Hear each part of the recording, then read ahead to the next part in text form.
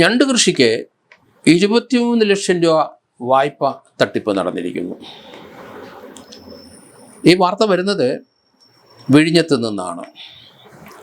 വിഴിഞ്ഞത്തെ കടലോരത്ത് സാധാരണഗതിയും മീൻ, ഞണ്ട് ഇതിനൊക്കെ വായ്പ കൊടുക്കുന്നുണ്ടാവും.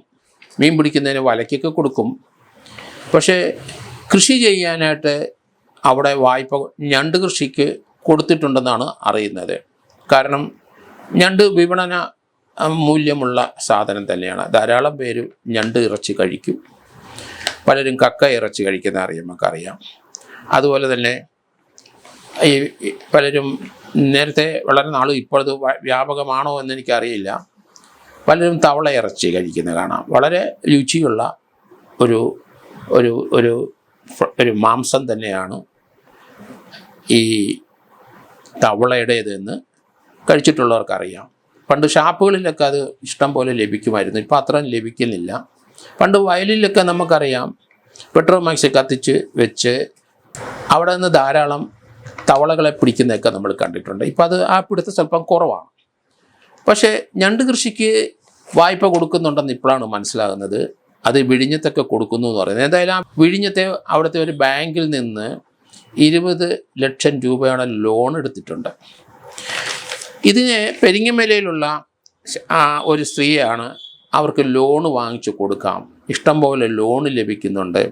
10 ലക്ഷം രൂപ വായ്പ കോവളത്തുനിന്ന് ഉടനെ സംഘടിപ്പിച്ച് തരാം ഞണ്ട് കൃഷിക്ക്. നിങ്ങൾ പെരിങ്ങമല നിങ്ങളുടെ വീടിനടുത്ത് ഞണ്ട് കൃഷി ചെയ്താൽ മതി, അവിടെ പോകണ്ട.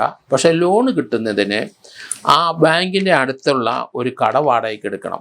സ്വാഭാവികമായിട്ട് വിശ്വസിച്ച് പോയി ആ പെരിങ്ങമലക്കാരി, അവർക്ക് പണത്തിനും ആവശ്യമുണ്ട്. അങ്ങനെ അവർ ആ വിഴിഞ്ഞം ആ ബാങ്കിൻ്റെ കീഴിലുള്ള സ്ഥലത്ത് അവരൊരു വീട് വാടകയ്ക്ക് എടുത്തു, ഒരു കട. കാരണം സ്ഥാപനം വേണമല്ലോ, എങ്കിൽ അവർ വന്ന് ഇൻസ്പെക്ഷന് വരണമല്ലോ ബാങ്ക് അധികൃതർ. അങ്ങനെ കോട്ടുകാലിൽ ഒരു വീട് വാടകയ്ക്ക് എടുത്ത് ഏകദേശം അത് 3 ലക്ഷം രൂപ വരെ ആ വാടക ഇനത്തിൽ ഈ പ്രതികൾ പിരിച്ചുകൊണ്ട് പോയി. പിടിച്ചു വലിച്ച് കൊണ്ടുപോയെന്ന് തന്നെ പറയേണ്ടി വരും. വലിയ തട്ടിപ്പല്ലേ നടത്തുന്നത്. പക്ഷെ അവരോട് പറഞ്ഞു, നിങ്ങൾക്ക് 10 ലക്ഷം രൂപ ലോണ് സംഘടിപ്പിക്കും, ഞങ്ങൾ ഉടൻ കിട്ടും. പക്ഷേ ഇവർ ഈ പ്രതികളായ 2 പേര്, ഒരാൾ ആതിരയാണ്, അവർ തിരുപുറം പട്ടിയാക്കാല സ്വദേശിയാണ്. അവർക്ക് 10-28 വയസ്സുണ്ട്. ആതിര ഒരു പുരുഷൻ്റെ ഒപ്പമാണ് താമസിക്കുന്നത്. കല്ലൂർ പെരിങ്ങമല മാവുവിളയിൽ റെജി എന്ന് പറഞ്ഞ ഒരാളുടെ ഒപ്പമാണ്, ലിവിങ് ടുഗദർ തന്നെ. അവർ തമ്മിൽ ഒന്നിച്ച് താമസിച്ചാണ് ഈ തട്ടിപ്പ് നടത്തുന്നത്. ഇവരെടുത്ത് ഏകദേശം ഇതുവരെ കടവാടകയ്ക്കെടുത്ത് കോട്ടുകാലിൽ ലോണ് കിട്ടാനായിട്ടുള്ള കടവാടകയ്ക്കെടുത്ത് അവർ വാടക ചീട്ടൊക്കെ എഴുതി അവർ എല്ലാ മാസവും വാടക കൊടുക്കുന്നുണ്ട്. അത് ഇവർ തട്ടിച്ച് ഈ 2 പേര് ഒന്നിച്ച് താമസിക്കുന്നവർ തട്ടിച്ചുകൊണ്ട് പോകും, രജിയും ആതിരയും. അതാണ് 3 ലക്ഷം രൂപ അങ്ങനെ പോയി. പിന്നീട് ഇപ്പോൾ അവർ അറിയുന്നത് വായ്പയൊക്കെ ശരിയായി നീട്ടിക്കൊണ്ട് പോയി അവർക്കൊരു ആ വക്കീൽ നോട്ടീസ് വന്നു. ബാങ്കിൽ നിന്ന് ലോൺ അടച്ചില്ല.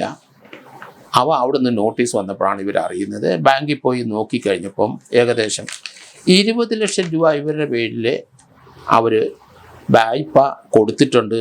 അത് കള്ളവെപ്പിട്ടാണ് ശരി, അത് പ്രതികൾ വാങ്ങിച്ചുകൊണ്ട് പോയി.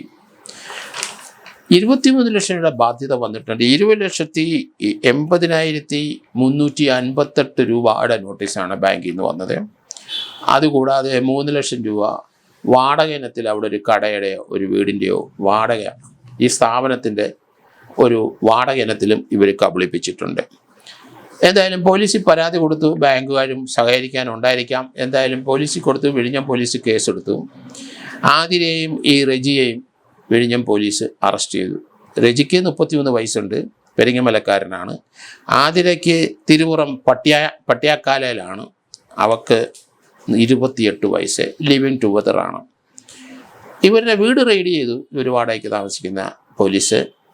വിഴിഞ്ഞം പോലീസ് രക്ഷയായപ്പം ഒരു വ്യാജ സീല്, ഒപ്പിട്ട കുറേ പേപ്പറുകൾ, മുദ്രപത്രങ്ങൾ ഒപ്പിട്ടിരിക്കുന്നത്, അതെല്ലാം കോട്ടയത്തെ ഒരു സ്ഥാപനത്തിൻ്റെ പേരിലാണ് അതെല്ലാം വാങ്ങിച്ചു വച്ചിരിക്കുന്നത്. ഇയാൾ റെജി പെരിങ്ങമലക്കാരി എടുത്ത് പറഞ്ഞ് താൻ റെയിൽവേ ഉദ്യോഗസ്ഥനാണ്, അതുകൊണ്ട് തനിക്ക് വളരെ സ്വാധീനമുണ്ട്, താൻ വിഴിഞ്ഞത്താണ് താമസിക്കുന്നത്, ബാങ്കുകാരായിട്ടൊക്കെ നല്ല അടുപ്പമുണ്ട്, അല്ലെങ്കിൽ ബാങ്ക് അക്കൗണ്ടൊക്കെ അവിടെയുണ്ട്, റെയിൽവേയുടെ എൻ്റെ അക്കൗണ്ടൊക്കെ അവിടെയാണ്. അങ്ങനെ അവരെ പറഞ്ഞു വിശ്വസിപ്പിച്ചു പെരിങ്ങമലക്കാരിയെ. അങ്ങനെയാണ് അവരിതിനകത്ത് പെട്ടുപോയത്.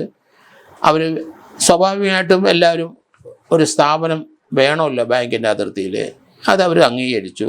അതിന് ഏകദേശം 3 ലക്ഷം രൂപ പല പ്രാവശ്യമായിട്ട് അതിന് ഡിപ്പോസിറ്റ് വാടക ഇനത്തിലും കൈപ്പറ്റുകയും ചെയ്തു. അത് ഈ 2 ആതിരയും ഈ റെജിയും ആ പണമെല്ലാം തീർത്തു.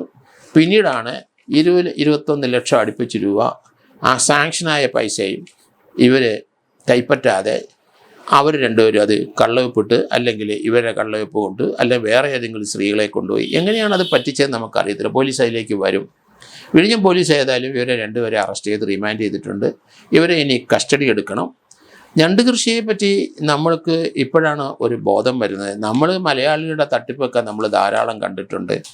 ആട് കൃഷി, ആട് മാഞ്ചിയം കൃഷി, അതാണ് മലയാളികളുടെ ഏറ്റവും വലിയ ക്ലാസിക്കായ തട്ടിപ്പ്. കോടിക്കണക്കിന് രൂപ അത് വയനാട്ടിലെ അവിടുത്തെ സ്ഥലത്ത് നിങ്ങൾക്ക് വേണ്ടി സ്വന്തം സ്ഥലം തരാം, 1 ഏക്കർ സ്ഥലം തരാം, അവിടെ ആടിനെ ഞങ്ങൾ കൃഷി ചെയ്യുന്നുണ്ട്, അവിടെ തന്നെ ആ നിങ്ങൾക്ക് തരുന്ന സ്ഥലത്തിൻ്റെ അവിടെ മാഞ്ചിയം കൃഷി ചെയ്ത് കഴിഞ്ഞാൽ പെട്ടെന്ന് 2, 3, 4 വർഷം കൊണ്ട് മാഞ്ചിയത്തിൻ്റെ ആ മരം വിറ്റാൽ പെട്ടെന്ന് പണം കിട്ടും. ഇങ്ങനെ മോഹിപ്പിച്ച് കേരളത്തിലുള്ള പല മലയാളികളെയും കോടിക്കണക്കിന് രൂപ പറ്റിച്ചതാണ് ആട് മാഞ്ചിയം തട്ടിപ്പ്. അതുപോലെ ഇപ്പം ഞണ്ട് കൃഷിക്കും തട്ടിപ്പ് വന്നു കഴിഞ്ഞിരിക്കും. മലയാളികൾ പല കാര്യങ്ങളും പറയുന്ന കൂട്ടത്തിൽ തട്ടിപ്പിൻ്റെ ലോകമാണല്ലോ. അപ്പം പലരും ഇത് കേട്ടപ്പോൾ ഒരാൾ പറഞ്ഞത്, മലയാളികൾ ഈ ഞണ്ട് കൃഷി ധാരാളം പണ്ട് ചെയ്തിട്ടുണ്ട്, ഞണ്ട് എക്സ്പോർട്ട് ചെയ്യും നമ്മൾ, അപ്പോൾ അത് പെട്ടിക്കകത്താക്കി, പക്ഷെ പെട്ടിക്ക് അടപ്പുണ്ടാവില്ല. അതെന്ത്, അപ്പം ആ ഞണ്ട് ഇറങ്ങി പോവില്ലേ? അത് പോവില്ല. അത് കേരളത്തിലെ ഞണ്ടുകളാണ്. അത് ഒരു ഞണ്ട് മുകളിലോട്ട് പോകുമ്പോൾ മറ്റേ ഞണ്ട് കാല് വലിച്ചിട്ടോളും. അത് മലയാളിയുടെ സ്വഭാവമാണ്. അത് തന്നെയാണ് ഞണ്ടും പഠിച്ചിരിക്കുന്നത്. അതുകൊണ്ട് ചെറിയ ലാഭം അവിടെയുണ്ട്. അതിന് അടപ്പ് വേണ്ട, പെട്ടിക്കകത്താക്കി അയച്ചാൽ മതിയെന്ന് ഞണ്ട് കൃഷിയെ പറ്റിയുള്ള ആൾക്കാരുടെ അഭിപ്രായമാണ്. നമ്മൾ ഇതൊക്കെ ആലോചിക്കാൻ ആടും മാഞ്ചിയും വന്നിട്ടുണ്ട്, ഇപ്പം ഞണ്ട് കൃഷി വന്നിട്ടുണ്ട്. പല ആൾക്കാരെ നമുക്കറിയാം തവളയെ പിടിച്ച് അത് വളരെ ലാഭമുള്ളതാണെന്ന് പറഞ്ഞ് തവള വളർത്തുന്ന സംഗതി. എന്തൊക്കെ രീതിയിലാണ് മലയാളികൾ തട്ടിപ്പ് നടത്തുന്ന ക്ലാസിക് തട്ടിപ്പുകളാണ് ഇതൊക്കെ.